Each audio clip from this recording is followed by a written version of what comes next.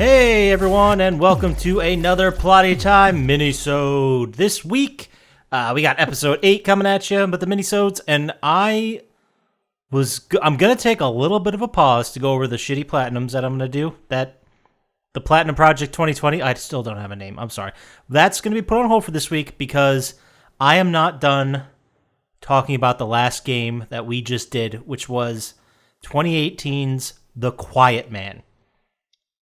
This game was so terrible that I am fascinated by how it possibly got made. So, just to give you guys a really quick recap, if you didn't listen to the last episode, you should, because it's a good one, because we shit on this game a lot. But the game is, you take place, your main character is a guy named Dane who is deaf. And throughout the entire story, right about probably like 5 minutes into the story, the sound drops out of the game and the subtitles are non-existent. So all you hear is like dulcet tones, like and like mumbles when people are talking, like. But you see their faces, their stupid faces. Just you see the lips move, and at some points they use sign language. This is never subtitled. So it's honestly, I swear to God, it's like watching a shitty mob movie with no sound on.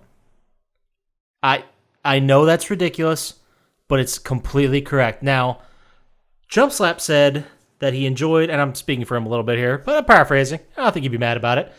But he said that he enjoyed the fact that he had no idea what was going on. He just basically made it up. And to a certain extent, I get that. But what I wanted to do was go through the story, just read it off Wikipedia, talk about how none of this fucking makes sense, and then I'm going to end it with some more bitching about the movie, because it's really bad. Guys, it's really bad. So the plot, and this is directly from Wikipedia as of July 2020.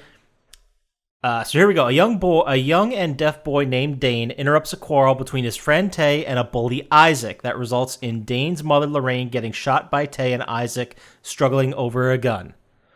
Isaac takes credit for the killing and is arrested while Tay runs away. Dane's policeman father, Robert, blames Dane for his wife's death and becomes abusive towards him. Dane, traumatized by the events, makes up a character in his drawings named the Quiet Man who resembles a plague doctor. Now, let's take this. Okay, so apparently at some point, before we even get into this, see, this is all told in flashbacks. It's very bad. But Isaac at some point stole the shoes off of Tay's feet, threw them over a power line, because I guess people are still fucking doing that in this crazy world. Because was it like 1981? And this made them quarrel. Tay pulls a gun on Isaac. They fight.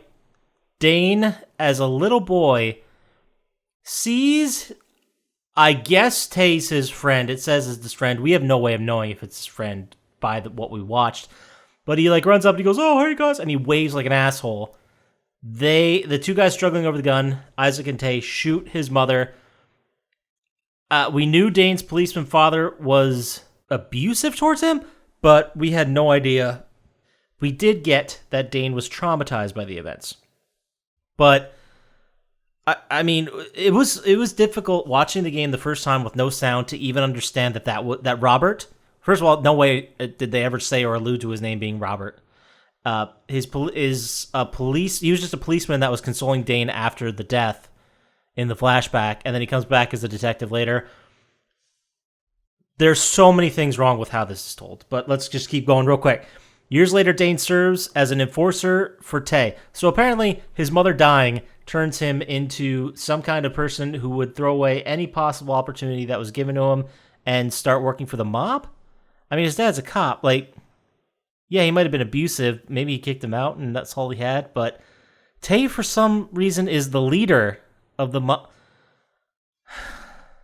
Why am I... Okay. He runs a nightclub and leads an American Mafia-style mob. That's an interesting wording, Wikipedia. Tay expresses concern about his girlfriend, a singer named Lala. Seriously, yes, her name's Lala. She is identical to Lorraine, who is Dane's mother. Same actress. Horrible artistic choice, but we'll keep going. Who has been receiving mysterious letters addressed to her by a stalker. When Dane escorts Lala to the nightclub, her performance is interrupted by an ambush from Soul 33, a rival gang led by Isaac. The stalker, who looks like Dane's quiet man drawing, kidnaps Lala during the confusion. Tay's associate, B-Money, wants Dane to call Tay about the escalation of the gang war, but Dane prefers to recover Lala on his own. B-Money ignores Dane's advice and calls Tay anyway, inciting the mob boss's anger. So, there's so many things wrong with what we just read. First of all, you don't know anybody's name in this. Like, they don't tell you anybody's name. There's no subtitles. There's no like, oh, by the way, these guys were friends forever. You had to learn everyone's name by reading the Wikipedia. That's the only reason I knew any of them going into the episode. We had no idea Lala was dating Tay. Like, he tried to move in her. I think he said something like, let's keep this business. Chumpslash said that. I don't even know if I saw that. The stalker letter we see for a split second, and it's gone. So, for all we knew, that was a kidnapping. I thought it was a ransom note the first time I saw it. The name Lala is terrible. That's just apropos of nothing. The Soul 33 gang is apparently led by Isaac, but when did we didn't even see Isaac until you go to boss fight him in this game, other than the flashback, obviously. But how are you supposed to put together that guy, the kid in the flashback, was the gang leader, Isaac? So bad. Tay's associate, ponytail pocket square guy, as we refer to him, his name B-Money. Again, you never learn this, but I guess that's what it is. Also, Tay gets really mad because Dane doesn't check in. Like, mad enough to kill him, which is fucking ridiculous. Let's keep going. Dane tracks Lala's trail throughout the city, leading him to Isaac's penthouse. There, Dane fights Isaac, throwing him out of a window, which is, we talked about in the episode, it's just, it looks and it's played as if he's flying out of like a 30-story window and he's going to smack on the ground. But no, he like lands on the patio right outside of it. It was such a cop-out. So fucking lame. But, Dane rescues Lala. When escaping the building, they encounter Tay, who angrily believes that Dane is the stalker for some apropos of nothing. There's no... We saw Dane in the club chase the stalker and later fighting in the alley with the stalker. Why would Tay think he's the stalker? He might think he's working with him. Sure, I'll buy that. But why would he... Oh, God, I'm getting so angry already. So, apparently, Tay believes that Dane is the stalker, and he tried to trick Tay into a gang war with Isaac out of jealousy over Lala. Lala explains to Tay that she faked her own kidnapping, but Tay decides to have them both killed. Robert, remember his dad, is now a detective. He shows up out of nowhere and apparently saves them both. So there's some crazy jumps of logic throughout this whole thing.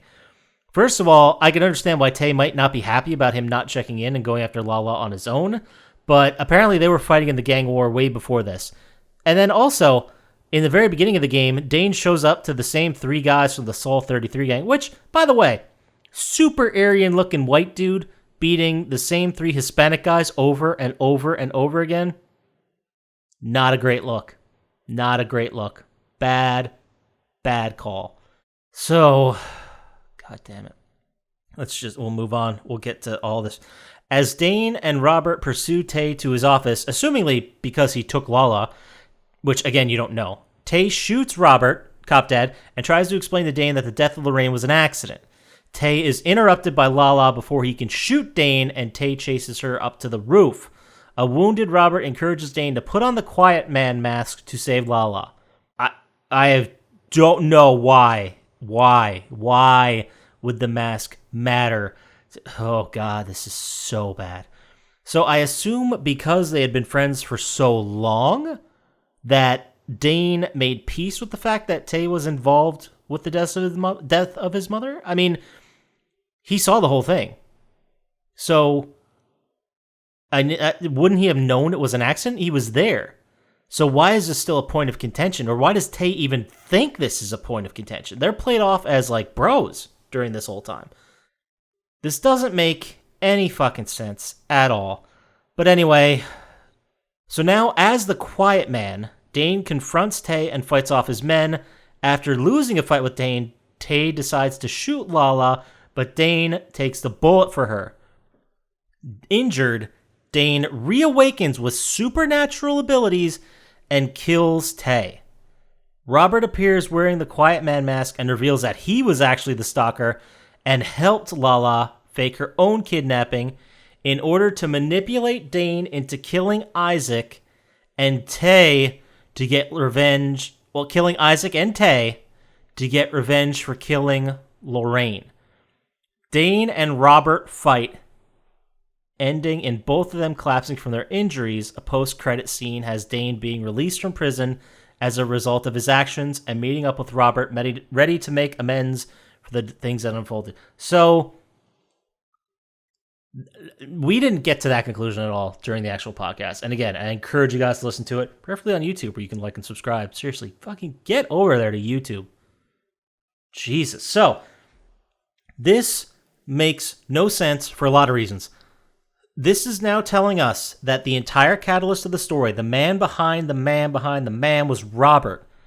So, this means that Cop Dad Robert, detective, went to Lala, convinced her somehow to turn against Tay, who seemingly was into her, or I didn't think he was threatening her, but then, okay, so he convinced Lala to fake a kidnapping. But she was at Isaac's. So did he somehow also talk her into running to Isaac? Or talk Isaac into playing along with this? If so, why did he fight Dane? Why was Isaac even a part of this? Yeah, I could understand him killing or kidnapping, faking that whole thing for Lala so that, she could get away from Tay, which seemingly doesn't make sense. He does hit her a couple times, and he's kind of a dick, so I guess that makes sense. So fine, okay. Lala wants to get removed from Tay, but where does Isaac come into this? How does her faking the kidnap also get caught by Isaac, Dane fighting and killing him, and have this still make sense? And why at the end oh my god, this is so bad. So at the end, you put on the mask as Dane, you reawaken with supernatural ability. There is nothing at all in this story that has any indication that there are supernatural elements to it. Like, back in the day, when Dane's a child and he drew that picture of the plague doctor, Robert saw it and I guess some fucking part of his stupid brain thought that that'd be a good look, so he just went with it. But what does that have to do with being supernatural? It's not like he pulled the mask and there was some crazy backstory of the mask and this wasn't just the fucking mask. Instead, it was Dad thinks the justice system failed, and even though it was an accident, it was a tragic event and an accidental death, but he still believes they should pay. Yeah, that's the kind of detective I want walking around the streets, one that is obsessed with revenge on children. Fuck. This game is so bad. Now, that gives you a brief, well, not a brief, supposedly that's the whole story, but it's fucking told like trash, and you can tell I'm angry about it. But the fascinating part of this game is that story even happened, which is terrible. This should have been rewritten 8 to 10 more times until a coherent story was formed. Then, once you have the script, the idea, the story you want to tell, you have to deliver it to the audience in a way that actually gets the point you're trying to make across. Now, the point may just be, hey, isn't this a dumb mob movie? Which is fine. That's totally fine. You weren't shooting for the stars. You weren't doing anything original. You just want to get something out there. Fine. I at least respect that. But it doesn't make sense that that the whole story is pulled and pushed forward by long cutscenes, like 10 minutes plus of dialogue between two characters, and we are not allowed to understand what they're saying.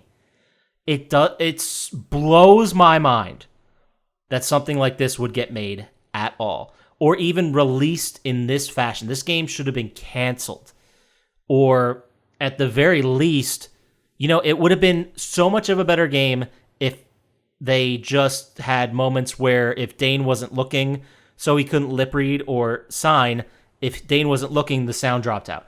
Like, even then, I'd say it's kind of boring, kind of makes sense, it's an interesting thing. But no, they went full on, you're not allowed to understand what's happening in this terrible convoluted, stupid fucking story. Now, I know a little bit about storytelling. I know a little bit about what makes a good story, a little bit about what makes a bad story. But one of the main things about telling your story is you have the protagonist, the hero of the story, especially in an action or mob thing, where they go on a journey, right? So you want to basically take this character, the main character, through the journey. Preferably by the end they learn something or changed, but they don't necessarily have to. But the journey should be, at the very least for a video game, interesting. This journey is not. Part of that is that Dane is being manipulated and can't do anything about his thing. He's just basically punching Hispanics the whole time. Again, not a great look. Not a great look. But there's no... The story completely fails at his journey because we don't understand any of the motivation for anything. All we know is that Lala's gone, then kidnapped by the plague doctor guy, the titular quiet man, so to speak, and Dane has to go get him. But the whole friction with Tay doesn't make any sense. Wouldn't Tay be happy he found her? Instead, he's extremely mad. And then there's also that whole scene we talked about in the podcast. I didn't mention it through here. But there's a scene where Dane just blacks out, wakes up, and he beat the shit out of everyone in the club. What is the catalyst for that? At all. It's like I think they were trying, because right before this he received a present in the mail that had the Quiet Man mask, and it had Lorraine's dress she was wearing when she was kidnapped with like a blood where his mother was shot. It's right there, I should tell you, it had somebody that knew the mother, right? So obviously it's fucking Robert. There's also like 4 characters in this story. It's such bullshit. And then I guess he saw this mask and then blacked out and beat the shit out of people. How many times was this poor deaf guy concussed that this didn't make sense? That's a whole other piece, which I don't even want to bother getting into because it's not worth it. But what I would like to get into is I have a couple theories about this game.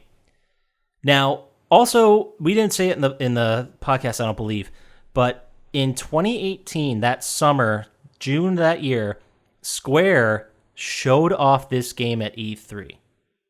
And they portrayed it as an interesting new IP and experience where the character's deaf and you experience the world through sounds rather than dialogue. Awesome. Like, that sounds interesting. I'd be like, oh, that sounds cool. Like, I wonder how they did it. If that's the case, why did you basically just take the sound out of a movie where, again, scenes are heavily motivated and moving along through dialogue? Why? It's so bad. So anyway, my first theory is that this was a failed television pilot or a 3/4 way finished film. Now, why do I say that? Because it is done extremely poorly. Clearly low budget. Later, there was actually a week after the game came out, they released the audio track, which is fantastic. But the acting is terrible. The story, like, again, convoluted, ridiculous, very stupid. It was so poor, so poorly paced, so poorly constructed, such terrible characters that no one could ever sympathize with, that they're just like, you know what? Let's add some character modeling. Let's add some beat 'em ups. Let's turn it into a game. When the game did come out in November of 2018, it was only $15, but it should be free. That's how you probably couldn't give away free copies.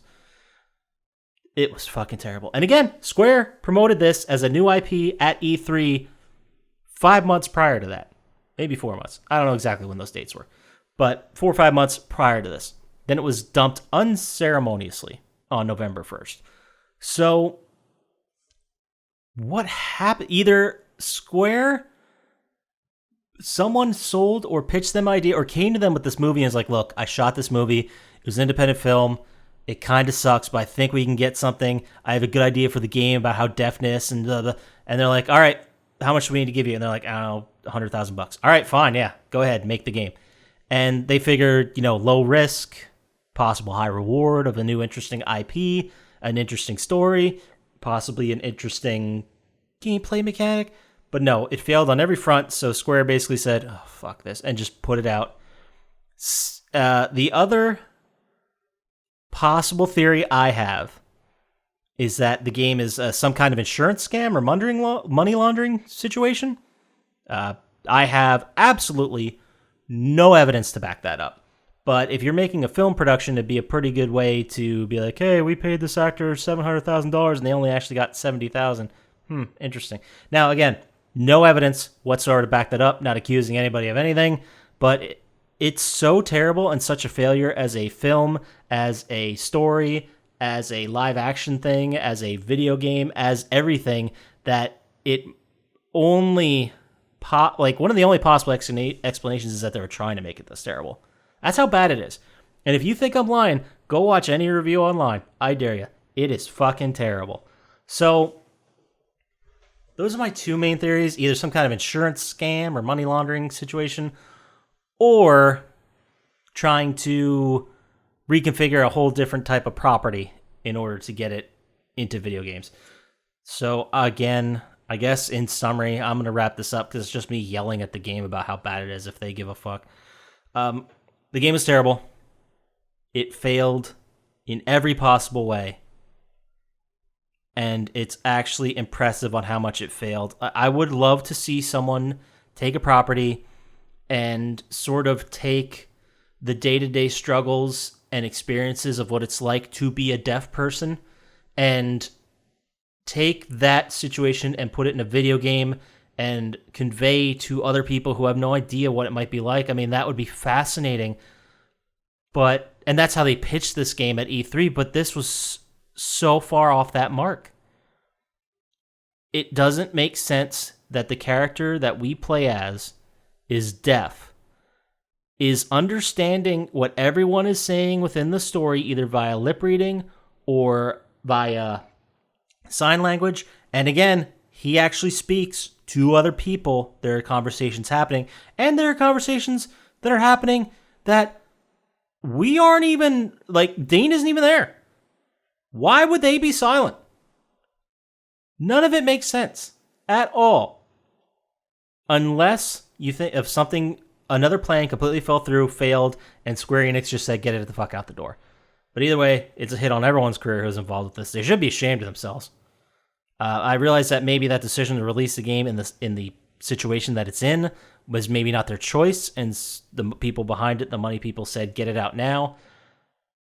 Which, I'm sorry that happened, but it doesn't excuse any of this terrible piece of shit game.